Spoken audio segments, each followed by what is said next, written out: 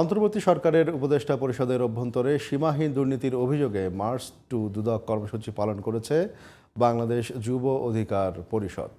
রোববার সকালে জাতীয় প্রেস ক্লাবের সামনে সংক্ষিপ্ত সমাবেশে যুব অধিকার পরিষদের কেন্দ্রীয় নেতারা বলেন, দুর্নীতি আর সংস্কার একসাথে চলতে পারে না।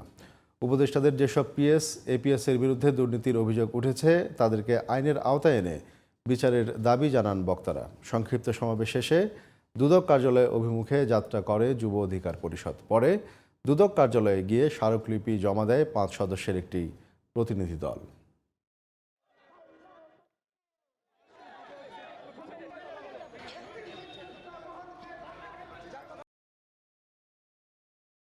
উপদেষ্টাদের পিএসএপিএসরাও যদি দুর্নীতি জড়িয়ে থাকে, আমরা মনে করি পিএসএপিএসদের দুর্নীতি করার ক্ষমতা হতো না যদি না এই উপদেষ্টাদের প্রশ্রয় তারা পেত।